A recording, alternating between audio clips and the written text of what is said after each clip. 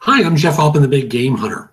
I'm referred to as the Big Game Hunter because I coach people to play their career and life games huge.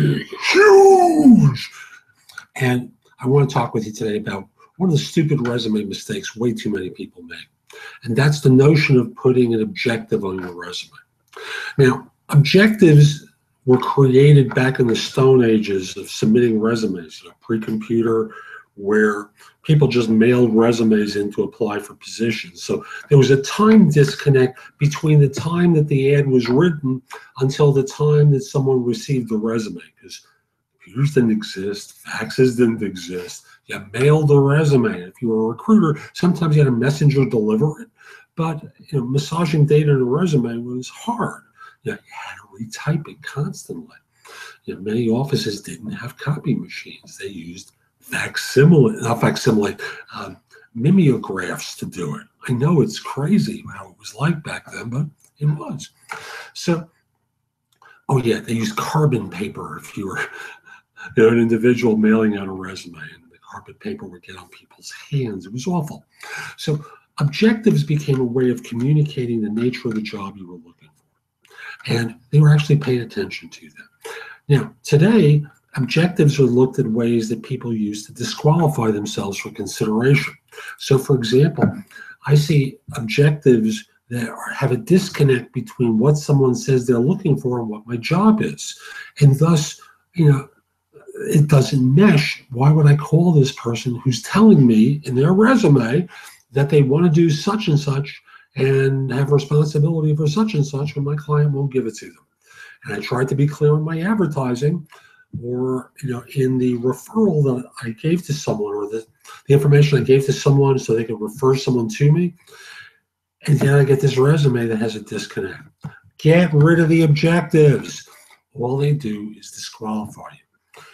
Instead of having an objective on the resume, use your actual body of the email to communicate the things that you want to communicate. And frankly, what you consider an objective and what most people consider objectives are irrelevant.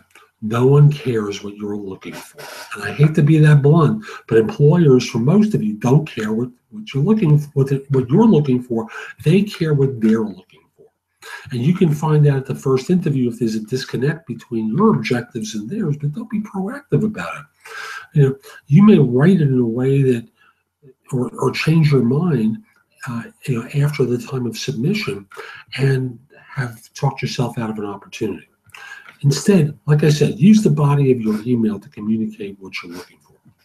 I'm forwarding my resume to you because I understand you're looking for such and such. And then you go into the second paragraph that outlines your relevant experience. Maybe you set up the equivalent of an Excel spreadsheet where in one column you have the skills sort, on the right-hand column you have your experience, and then the third column, numbers of years and how recently you've done it. And then you conclude by saying, I'm looking for a role where if you really want to communicate it. Frankly, I don't think you need to. First thing an employer is looking for is whether they can figure out quickly and easily whether you're qualified. Your cover email is going to do that. Your resume has to support that information. And then third, the LinkedIn profile will do it as well. So get rid of the objectives. There's nothing good that comes out of it. No one will ever read your objective and go, that's interesting. We could give this to that guy. Hey, that's fabulous. I think this woman would be great because that's what no one ever does that.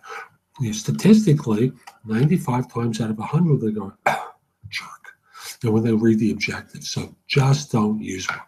I'm Jeff Altman. Hope you found this helpful. My website is thebiggamehunter.us.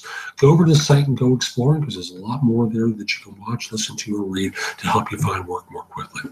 And if you'd like coaching from me or answers to your question about job search, at my website you can see a tab where you can schedule 4 coaching sessions with me, or an individual session where you can have your job search questions answered.